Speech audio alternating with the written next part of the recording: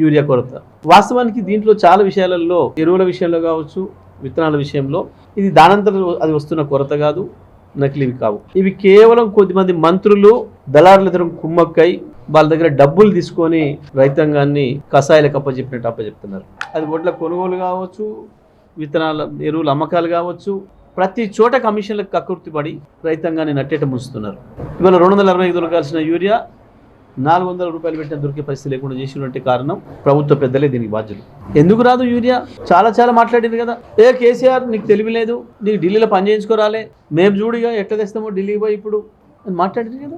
ఢిల్లీకి పోతానికి తీరిక లేదా, అంత రాత్రి పగలు ఇక్కడ పని చేస్తున్నావా అంటే ఇక్కడ పీకిందేం లేదు. ముఖ్యమంత్రి మంత్రులు 52వ పర్యటన. కేసీఆర్ 10 ఏళ్ళలో కూడా పోలే 50 సార్లు ఢిల్లీకి. 2 ఏళ్ళు నిండు ముందే 50 సార్లు పర్యటన చేసినావు. ఏం తెచ్చినావు, సాధించినావు ఢిల్లీ నుంచి? కనీసం ఎరువులు తీసుకొచ్చే ముఖం లేదు. దానంతలదే రొటీన్గా వచ్చిన ఎరువుల్ని కూడా చక్కగా పంపిణీ చేసే పరిస్థితి లేదు. మళ్ళీ పోలీసులు, లాఠీ చార్జీలు. ఏంది రైతు యొక్క పరిస్థితి? ఎంత దీనమైన పరిస్థితి. ఎందుకు ఎవరిదో కాలు పట్టుకోవాల్సిన పరిస్థితి ఎందుకు వచ్చింది రైతాంగానికి? ఇవాళ బాజాబ్తు తను పైసలు పెట్టి కొనుక్కునే ఎరువుల కొరకో విత్తనాల కొరకో ఎవడి కాళ్ళు మొక్కాలనా? ఎందుకు వచ్చింది ఈ బాధ? వీళ్ళు ఢిల్లీ కాళ్ళు మొక్కి టికెట్లు తెచ్చుకునే అలవాటు వీళ్ళకి ఎట్లుందో ప్రజలకు కూడా అదే అలవాటు చేస్తున్నారు. వీళ్ళు ఢిల్లీ బానిసలు కాబట్టి ప్రజలను కూడా బానిసలు చేసే పరిస్థితి తీసుకొస్తున్నారు. రైతాంగాన్ని కూడా చివరి మంది కాళ్ళు మొక్కి పైరవులు చేసుకొని పదవులు తెచ్చుకునేటోడికి రైతుల ఆత్మగౌరవం గురించి తెలియదు, ప్రజల ఆత్మగౌరవం గురించి తెలియదు. ఎంత అవమానం, ఎంత సిగ్గుపడాలి ఇవ్వాలి ఈ రాష్ట్ర ప్రభుత్వం.